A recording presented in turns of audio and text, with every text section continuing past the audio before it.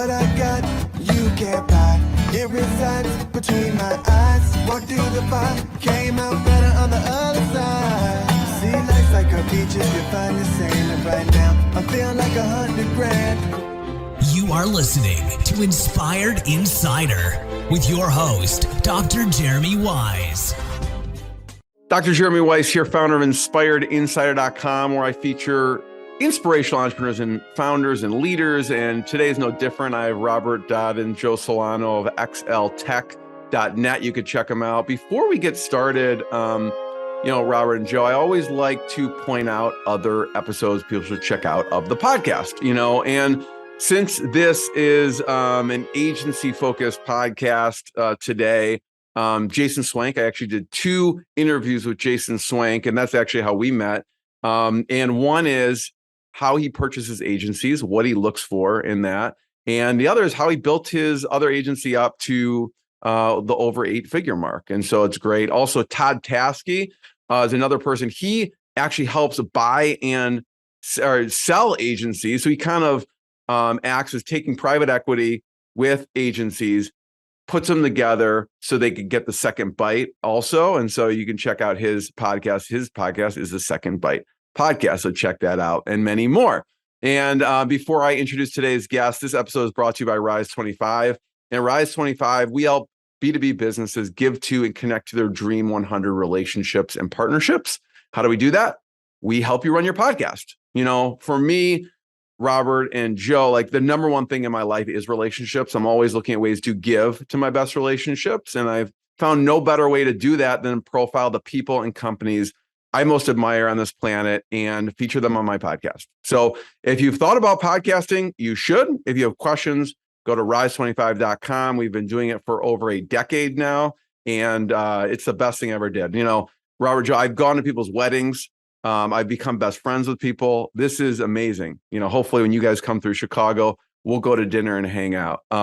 So check that out. And without further ado, today, let me introduce Robert Dodd and Joe Solano. They're founders of XL Tech. They're a digital agency with over 20 years experience, specializing in helping US-based real estate brokers grow and scale their brokerages. They do this using their proven and tested agent acquisition framework. And I want to hear about what that entails, because I know we can all use it in our different niches and how you guys think about this. So we are going to go through what the agent acquisition framework is. They also created proprietary software for brokerages called eCampaign Pro and Zendio. eCampaign Pro is an email marketing system that helps build targeted agent-to-agent email marketing lists. It sends beautiful email marketing campaigns and tracks the results. And you guys can correct me on the numbers here, but I think it supports over 37,000 real estate professionals from around the country. And they also created Zendio. If that was enough, you guys weren't busy enough, Zendio all allows you to track your emails in Outlook. And thanks for joining me. Yeah, pleasure to be here. Thanks. And so start me off with how you both came together and first met. Yeah, so both Joe and I have been involved in internet and internet related activities from the early days. Considering the early days back in the .com bubble era, and I started a firm called XL Technologies after coming down to Florida to work on a startup that like so many other startups at the time, kind of ran out of gas and never really able to meet the objectives that they wanted to meet. So, coming from New York, we came down to Florida. We were my wife and I were, new parents, didn't know what to do. This company looked like it wasn't going to survive. So we decided, hey, let's just start our own thing and, see where it goes. So Joe and I ended up coming together through a mutual project that we were working on at the time. Things got a little bit crazy back then. We kind of struggled with some lost clients and some, ups and downs in business in the early days. And who doesn't, right? Exactly. And it ended up, forging a relationship and a friendship that's, spanned more than, close to 20 years. And we've been together ever since. So, in that time frame, we co-developed eCampaign Pro, built it out, grew it successfully, incredibly quickly in the early days. and things were going great. We had, a large team. We were growing, month over month. Everything was phenomenal. And then, like with everything else, life comes in and decides to throw you a little bit of a curveball. We had some issues with getting on the Google naughty list, where a couple of our customers had gone ahead and done some things that Google didn't like, and it was before we could catch it. And it ended up getting us into hot water with Google, blocking a lot of our email traffic, which caused a significant disruption in our business. And anybody who's had any issues with Google knows it's not like you can pick up the phone, call the Google gods and say, hey, could you give us a mulligan on this one? They basically just blocked us, and it caused us to have to really double up, double down and, try to figure out how we are going to solve this problem. And it took a little bit of time in doing it. But out of that birthed, our next endeavor, which was building this agency. And that was birthed on the precipice that a lot of the people that were using our software at the time were real estate brokers, and they were using it to reach out to real estate agents in an attempt to get them to join their brokerages.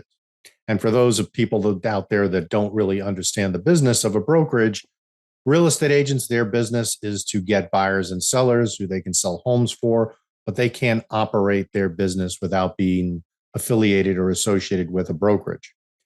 And brokers make their money based on the transactions that the real estate agents are doing. So from a brokerage perspective, their business is getting more productive real estate agents. From a real estate perspective, the real estate agent's job is to get buyers and sellers and, learn the business, work those leads, and hopefully, generate some commissions.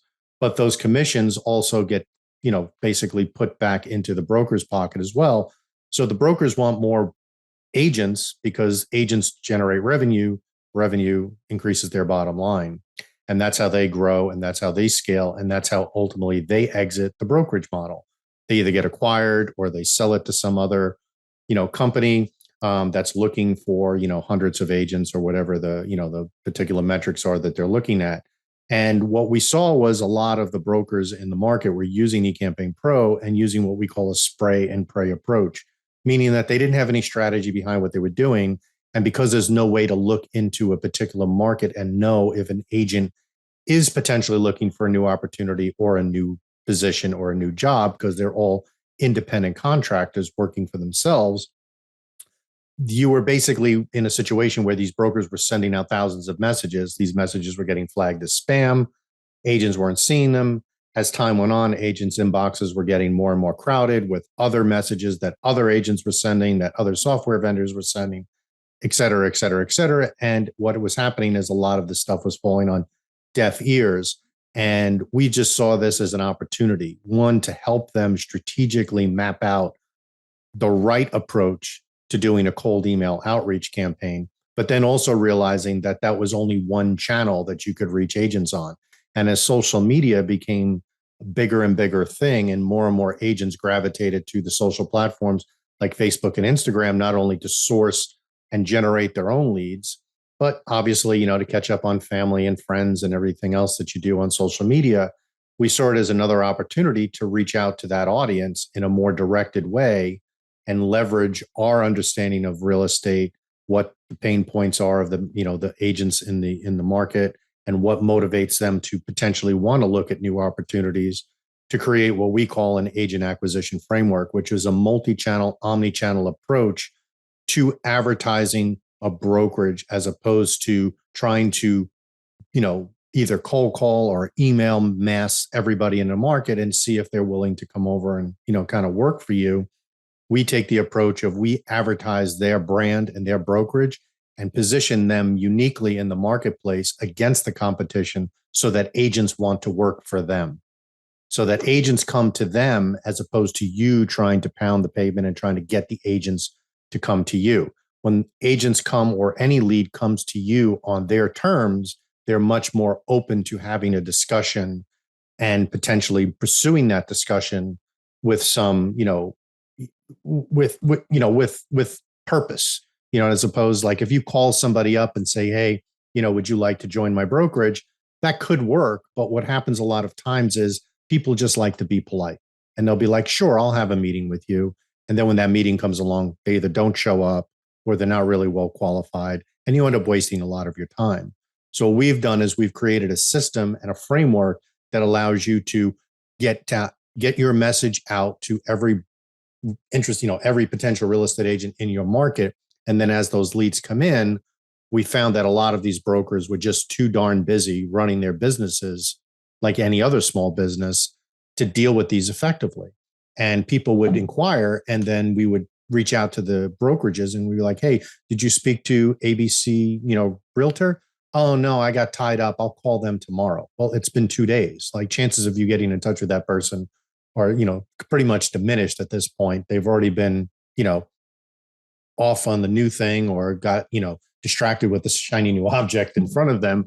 So we realized too that there was a hole. We can create great leads and we can get the message out and we can do it in a very strategic manner. But if they don't have an effective way to follow up with these people and manage them effectively, then it really doesn't work for them. So the element that we added to our framework was a full-time appointment setter dedicated to that particular brokerage, so that as the leads come in, they can be pre-qualified, vetted out, make sure that they are a good fit based on what criteria we've established at the beginning of a project with that particular brokerage. And then if they are a good fit, we basically book them on a shared calendar, and then we nurture that appointment to make sure that those agents that are inquiring are actually showing up to those appointments. And if they don't show up because life happens or because something else occurred that prevented them from getting to that appointment, we continue to follow up with those people. So we essentially take everything that you would need, from the creative development to the strategic direction, to the research, to the competition analysis, everything that's necessary to create, a fully functional, omnipresent marketing campaign to get the message out. And then as those leads come in, we also handle all the pre-qualification, appointment setting, and follow-up for those people, all the way to the onboarding process. Once they've committed to joining the brokerage, then it's up to the brokerage at that point to onboard them into their system. But we facilitate everything up to that point, which allows them to scale much faster. Because our system and because of our experience, we can come at the problem with a level of predictability that we know certain things are going to work in certain markets. And that allows not only them to even out the ebbs and flows in their recruiting cycles, because even though you're bringing new people in, there's always an attrition factor. People leave the business, people retire, people just decide they're not going to do it anymore, especially as the market tightens up. So this helps them even out those cycles of boom and bust and make it more predictable month over month that they're going to bring in a certain number of, qualified agents that are at different stages of consideration. Because not every agent is ready to move the day that they inquire. Sometimes it takes a couple of weeks, sometimes it takes a couple of months. It depends on their particular situation. There could be contractual obligations that are preventing them from leaving. There could be deals in their pipeline that they want to make sure close before they move to the new destination. So we figure all that out, and then we decide what's the best way to follow up and nurture these people to make sure that when they are ready to go, that they think of our clients first. Yeah, and we'll walk through the steps of the agent acquisition system. I know you mentioned a couple of the overarching points here. And what's interesting is, you're kind of at the whim, if you have a hosting company or email company, at the users. And if they do something that they shouldn't do, same thing with shared hosting on a website. One person does something, it's flagged, and it ruins it for everyone else. So I totally get that. And, Joe, I want to hear from you. I know you're CTO, the technical person. You guys have kind of, if you're an agency owners, like, we just need a software, right? And then you started with the software and you're like, well, we couldn't meet the full needs of the clients. You almost felt like you completed the picture with the agency, but like, grass is always greener, I guess. Because when I talk to agency owners, like, if we just had a SaaS business, and you guys started with that. So Joe, tell me about just the creation, the beginning of this, of the software. Sure. Yeah. So we had kind of back in, this was early or late 99, early 2000s, and we had developed kind of a piecemeal system for email marketing. And then we took that and we started to try and sell that early stage of eCampaign Pro to small businesses. And it was very much literally walk up to someone's door, knock on the door, walk inside, and try and sell them face to face. And this is before the Constant Contacts and MailChimps were really popular and email marketing was really a thing. And so it was a real difficult challenge for us to do that. And so at the time, one of the other individuals that was involved with us was in real estate. And so he thought that this would be a great fit for the real estate solution. And so we took it and then we just verticalized it specifically for real estate and kind of changed the technology focus so that we were just focused on email marketing for real estate and specifically agent to agent real estate marketing. So brokers open houses, recruiting real estate agents, those sorts of things. And then as we started to manage those relationships with that SaaS product and those individuals, we saw a lot of things that those particular brokerage clients were doing well and not doing well. And that's what allowed us to then take that domain knowledge and basically grow it into where we are today with the agency side of Excel Technologies. And at the same time, we are in the process of taking the domain knowledge from the agency side and putting it back into a separate SaaS product that will be an agent hire solution that provides a more exhaustive set of capabilities than just eCampaign Pro provides. So basically systematizing and providing a SaaS solution for the agent recruiting lifecycle. Do people come in and just use eCampaign Pro? Do you allow unique people or users to just use the software, or Sure. is that only bundled if they are using the agency? No, we still have thousands of clients on eCampaign Pro. It's been a bit of a feeder mechanism from eCampaign Pro into the agency side of the business as they kind of hit a wall sometimes with what their growth objectives are. So when they want to scale at a faster clip or reach a broader segment of the audience, then they can come to us on the agency side, and then we can tackle it from a multi-platform approach like Rob was describing, where they're not only getting email, they're getting Facebook ads, they're getting Instagram ads, they're seeing YouTube videos, they're seeing on TikTok, LinkedIn, sponsored in-mail messages, LinkedIn feed ads, etc. All of these different platforms and delivery mechanisms to basically push their brand out there. Tell me about agency right now listening and thinking, I want to create a software, or I have something internal. What are the biggest mistakes that you would say or advice you'd give to them? Maybe it's don't create a software. I don't know. But what advice would you have? I think the biggest thing is don't underestimate the amount of time, energy, and effort and development resources that you really need to throw at the problem. Now, that's gotten significantly easier in the last 10 years or so, where you can stand on the shoulders of giants and leverage various toolkits and systematize things in such a way, as well as, the communication vehicles like we are with Zoom today. You can have development teams scattered all over the world. We're a completely remote team right now. So we have people in different countries all over the place. And so you can leverage different skill sets in a much easier way. But it's still an unbelievable undertaking. And I will guarantee you that no matter how good your estimation skills, it will take longer than you think. Yeah, unless you have a Joe CTO. No, even with the Joe, it takes a long time.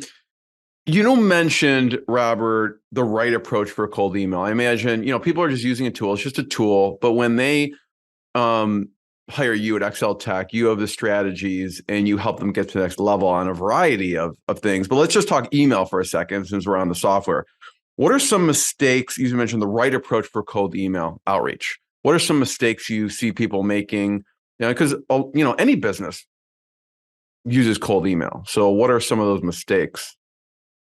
Yeah, I think the biggest mistake that I see people make is one is the frequency and the cadence is too aggressive for the cold audience. It's one thing if you have subscribers and people have asked you for that information, but when you're doing B2B marketing and you're just trying to feel out individuals who may or may not be interested in what you're doing, the tendency that I see all the time, and I think the biggest mistake people make, is they get too aggressive with the amount of emails that they're sending, and they throw up on the page. It's too much information too soon, right? You really have to have the right balance of cadence and messaging so that it actually gets you the result that you're looking for. Because if you come at the problem and just say, well, a lot of people take it and they just do simple math. They go, well, there's 20,000 people in a market. And if I send 20,000 messages and I get, 5% of those people to actually buy my thing or do what I want them to do. And again, that never really works out properly because there's no way to get 100% of anything. I don't care if you have a 100% opted in list delivered to somebody's inbox. The way that algorithms work today, especially with Google, everything is uniquely monitored based on your preferences, how you interact, how other people have received that same message and interacted. So the Google algorithm doesn't just look at the way you consume a message. It looks and says, oh, this message has been delivered to thousands of Google subscribers. How did they consume the message? How engaged were they with the message? Did they open it? Did they stay on the message for a while? Did they immediately delete it? Did they mark it spam? And all those signals come back in and determine how effective you're going to be at reaching that audience. Even though these people may have, been completely interested in what you were sending, but Google algorithms took over and said, well, we're going to stick it in the promotions folder, or we're going to stick it in spam this time. So the way that you prevent that is to be more tactful and strategic with the approach and realize that if I've never communicated with you before, me trying to send you every bit of information on my offer or my company is too much too soon. And chances are it's going to have a negative impact overall on future messages potentially getting through. So one of the things that we look at when we strategically work with a customer is we work out email sequences using, pain point agitation, where we don't try to say everything at once. Sometimes it's just a simple introduction. And then from there, we wait to see what happens with that message, how engaged were they with that message, and then we hit the next message. And we do it in a strategic way so that it's the cadence of the messages is spaced out appropriately, so you're not overwhelming people. And also the time of day matters, and also the day of the week matters with people, depending on what you're sending. So, if think about yourself, you come in first thing in the morning, you triage your inbox. You're going through all the stuff that came in overnight. A lot of it is junk. A lot of it is just like, I don't have time for this right now. Push it off to the side. Well, that's pretty much how everybody triages their inbox, right? So if you send emails 7, 6, 5 o'clock in the morning, you're just going to basically be lumped into a sea of junk that is in everybody's inboxes, and they're just starting their day. So they're trying to figure out, what do I have to do my day? What's my calendar look like? I'll look at this later. But what happens is later doesn't come because you get distracted and you completely forget. So even something that gets filed away doesn't necessarily get consumed or read. So making sure that you have the right cadence, the right subject line, you're testing things appropriately, and you're utilizing, time of day and time and day of week to the best ability that you can based on, some of the data that we see coming in. We're very data driven, so we look at everything very precisely to make sure that what we assume is actually occurring, because assumptions are great, but they don't really provide you with any real concrete evidence. It's not until the data comes back and we see the engagement rate, we see the click-through rates of the emails to determine exactly what's happening. Because now with a lot of the Apple iOS changes, read rates are becoming less and less, of a real indicator as to whether someone's engaged with your message. So, you could see read rates are going up and you're like, wow, my messages are really being received well, but you realize it's just a false number because it's going up simply because of the iOS changes that were made. And a lot of these messages are being prefetched and open, so to speak, prior to them ever getting to the actual individual's inbox, which skews your results. So we really look at engagement based on the click-through rates of the emails, the call to actions. And then if we're driving them to specific landing pages, what's the conversion rate of that landing page? How effective is that page itself? Are we seeing, some sort of impediments or delays in people actually taking the action that we want them to take? And then we can make some strategic adjustments there. I know you have, specific domain knowledge and niche, and now the niche seems totally obvious. Was there you mentioned, Joe, one of those original customers of the software was in that niche. Was there ever a point where it wasn't so obvious, or was it always, just from the beginning, brokerages? Yeah, I mean, we were always at least from those early stages, focused on real estate. Now, the specific niche of recruiting for brokerages for real estate is, I would say, more recent. Because there's lots of different aspects of technology and marketing that real estate needs in order to effectively run their business. And so, there's different companies out there, whether they be CRM vendors or lead generation companies, training companies, or other toolkit vendors, et cetera, to help support the real estate industry. The recruiting part of it, we saw as something that was really unfulfilled in any meaningful way, especially from a marketing standpoint. People always, and brokerages always look at recruiting as, I'm just going to do cold calling, right? Or I'm just going to do email blast. And cold calling is really the kind of like baseline that everybody uses. But nowadays, with less and less individuals really answering the phone from numbers that they know, even real estate agents who do interactions with all sorts of different people, a lot less of them are taking those inbound calls. It's a lot more difficult to get to them in that way. And so those vehicles are a lot less effective. And so it's a kind of confluence of a change in technology usage, from individuals, as well as, are seeing the need in the marketplace. Yeah. Robert, can you walk me through a little bit, just high level, when you say agent acquisition system, just walk me through what that means a little bit.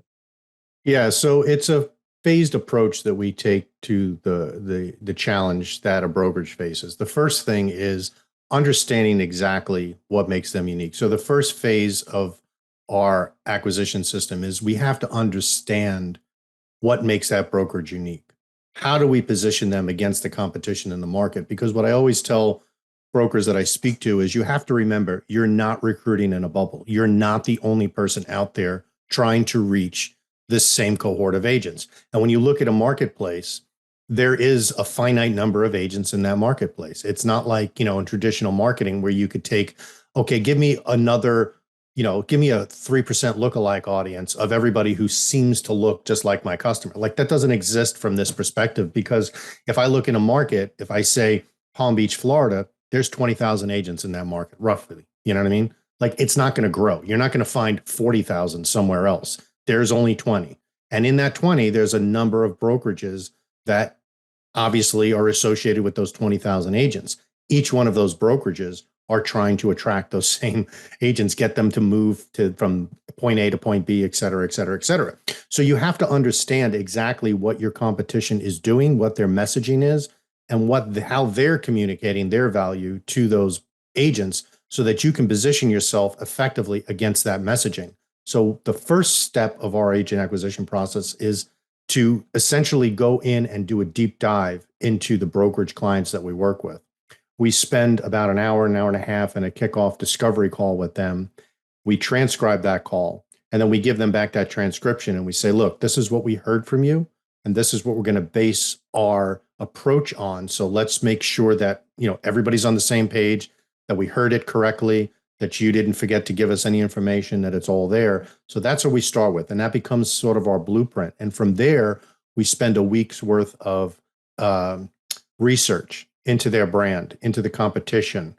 We dig through all their social media. We dig through all their previous marketing materials.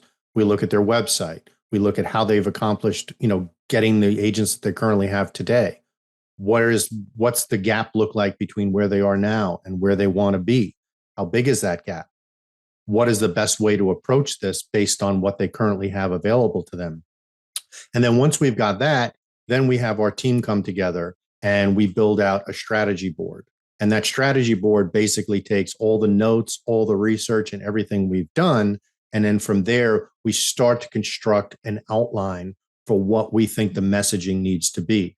We have a bunch of copywriters that we work with that are all conversion-focused copywriters. So we get with them and we start hashing out all the different assets we're going to need based on the platforms that we're going to be, basically leveraging. So Facebook, Instagram stories, LinkedIn, feed ads, InMail, et cetera.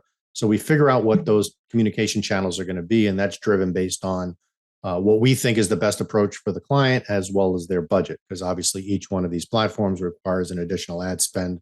So it has to work within their budget. From there, we build out all the messaging and all the brand congruency. So everything, all the messaging, all the brand, everything that we're doing is very congruent, and it all fits with one piece into another, because our ultimate goal is to get this message out in such a way that every agent in the marketplace essentially sees it on one of these platforms in one way, shape, form, or another. Either they visit the website, they receive an email, they see an ad, and all that has to be congruent. It all has to work together as one big unit, as opposed to a bunch of just disconnected things that you're just throwing out into the marketplace. From there, once we've got approval of everything that we've put together for the brokerage, and this usually includes constructing a fully functional recruiting website for them, because a lot of times what we find is you look at their brand and you look at what they've got, and they spend all this time, energy, and effort on the consumer side of things, but then they don't really put much effort into communicating their value to the agents themselves. So there's no destination for an agent to go to a lot of times that has enough information for them to make an informed decision as to whether I want to come work with you or not. So we put together an entire recruiting website for them.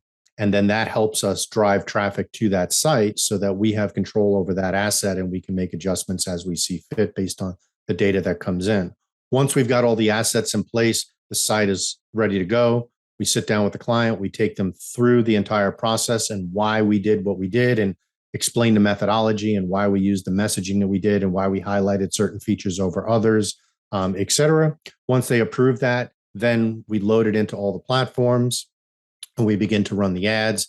And then we assign a team member who's fully trained by us in the appointment setting scenario. So we take a person, we train them, we let them know what the objections are probably going to be, how to handle those objections, what the client is, comfortable with us communicating and not communicating. Sometimes they don't want to talk about compensation, sometimes they do. So we get all that information from them up front. And then once the leads come in, we begin to pre-qualify those leads. Once those leads are qualified, we book them on a calendar, and then we onboard them into this agent hire platform that we're developing that allows them to see all the communication that is happening with all the prospects, where they are in the pipeline stages of consideration, how many people are ready to move today, how many people are weeks out, 2 weeks out, 3 weeks out. All the messaging, all the reporting, everything is done there. And then at the end of every 30 days, we sit down with the client, we take them through all the numbers, we collect feedback from them, understand exactly what's happening with the people that they are onboarding, how effective has it been for them? Are they running into any bottlenecks? We've had situations where we've brought in so many leads to a brokerage where we kind of broke them. They were like, can't handle this. We can't do this anymore. We're not set up for this. We didn't expect this.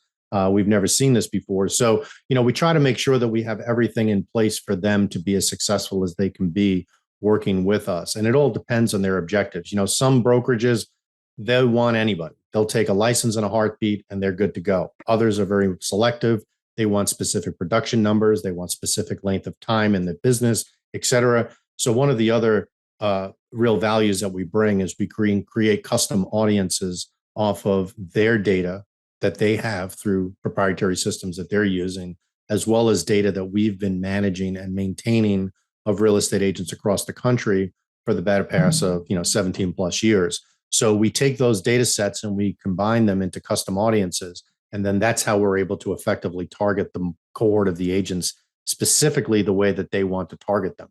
Because a lot of times if you use, for instance, Facebook interest categories to target for recruiting, what you end up in a situation is you're targeting interests, and interests overlap very broadly in real estate. So someone who's interested in real estate or real estate Zillow or NAR or one of those interest level categories could also be a home inspector. It could be a marketing person. It could be a roofer. It could be anybody. So you end up showing your ads to a lot of the audience that don't really have any need for what you're selling, which drives your cost up. By creating custom audiences, we can be much more precise with the messaging and know exactly who we're communicating with, because we know that these are known quantities. We know that these people fit these criterias and therefore are a good fit for this brokerage, which allows us to tailor the messaging effectively based on the type of audience that we're trying to communicate with. And then finally, at the end of all that, like I said, we set up a series of custom reports that allows them to see all the key performance indicators on the campaigns, how well they're performing, the cost per lead, cost per thousand, cost per acquisition, everything that they're going to need to make an informed decision. And then we sit down with them and we try to collect any additional feedback from them. And sometimes from that point, they'll say, hey, I want to scale this out. I want to go into another state or another county or another area, or I want to put more money into the budget. And then we can guide them effectively based on what we're seeing with the data that's coming in. So the entire system is not only the strategic approach to it, but the execution side, and then the software platform that allows them to manage their their entire ecosystem of ads that we're running and all the reporting and all the conversations that we're having with the agents, so they can see a complete holistic view of everything that's happening. And Robert, and that's why agencies want to just have a software company.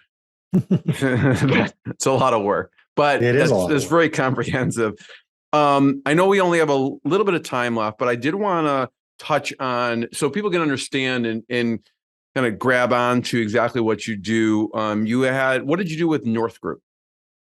Yeah, so North Group was an interesting case study. So he came in through eCampaign Pro years ago, and he built an entire brokerage, an ERA brokerage, using email alone. And this is probably back in 2006, 2007, maybe. Was very successful with it. And back then, email was just a different animal. There wasn't quite as much competition. There wasn't quite as much noise in the agents' inboxes. So the deliverability was easier. Spam algorithms and things like that hadn't really kicked in too hard yet. So he was able to build a brokerage very effectively. And then he sold that brokerage and kind of retired for a little bit and, just decided that he was going to come back and, start something new again. And he started this group called North Group. So he originally came to us and said, hey, I want to do email. And we said, Scott, I love doing email with you. It'd be great, but it's just not the same as it was 10 years ago. Here are the limitations that you're going to face this time around versus the last time around. No. I still want to do it. Like, Scott, I'm telling you, there's a better way. We've got this great new approach. Let us work. He's like, no, I want to do email. So he did email for 1 or 2 months. We kept working him, and he really didn't see the results that he was looking for. And he said, man, you were right. It really didn't work the way that I expected it to, like it did last time. What is this other approach? So we explained, the agent acquisition system and what we do with it. And he's like, all right, let's try it. And he was completely blown away. I mean, he started with, I don't know, Joe, was it maybe 40 or 50 agents at the time? Yeah, it was somewhere in the 40 to 50 agent range. And a lot of those people came in just because of his name recognition in the marketplace, because they knew him from his previous broker, but he was having trouble scaling that out, right? And he was just in North Carolina. So we basically put together an entire framework for him, did all the strategy, launched the campaign, and the results were phenomenal for him. He just kept getting more and more leads. He's growing month over month over month, to the point where, we started at 50. I think he's close to 700. Over 700. Plus. Yeah, about 700 agents now. He's expanded into multiple markets in the North Carolina market, and also expanded into South Carolina and now into Georgia, and potentially going into Florida next, because he realizes that with the way that we've put everything together, that it's kind of like a predictable result that we can get into different markets, because now we know we have the messaging dialed in, we have his offer dialed in. So it's really working well for him. Do you ever get offered or take equity? Because essentially you're, someone's starting with a small firm, and then you're like, wait, we just grew this brokerage to 1,000 brokers from almost scratch. Yeah, we don't get equity. It's an interesting concept. We haven't really explored that at all, but it's very gratifying, honestly, for us, because, it's sort of like with you, right? You're helping businesses grow. You're helping them get the word out, and you're helping them kind of build their dream. And I feel like that's a lot of what we're doing, because a lot of the brokers that we work with, this is something that they've either created, it's a new endeavor for them, or maybe they've just been stuck for a number of years and haven't been able to really get past the hump. And then we can come in and really help them grow their business. And that's very gratifying. So I take great pride in our ability to get results for our clients. We take it personally when we don't. There's a lot of situations where, we've got great success stories, but there's a few where, sometimes you just can't help people. We do our best to help everybody, but it's very gratifying to help someone grow their business, because if we're helping them grow and they're successful, then we're, inherently successful as a result of that as well. because they're going to continue with us. And, a lot of our clients, we take great pride in the fact that they stay with us greater than 12 months in almost every case. And the average agency client lasts about 3 months. So, that's very, very satisfying to us, knowing that we're creating true value to our brokerage clients. And that's why they're sticking around with us. Well, I want to be the first one to thank you. Thanks, Robert. Thanks, Joe, for sharing your journey, sharing what you do. I want to point people to xltech.net to learn more. And they have some amazing resources on there you can check out, especially if you're a brokerage. But if not, still, there's a lot to learn what you guys do. And check out more episodes of InspiredInsider.com and Rise 25. And want to be the first one. Thanks, guys. Appreciate it. Thanks for having us on. What I got, you can't buy. It resides between my eyes. Walked through the fire, came out better on the other side. See, life's like a beach if you find the sand. And right now, I feel like 100 grand.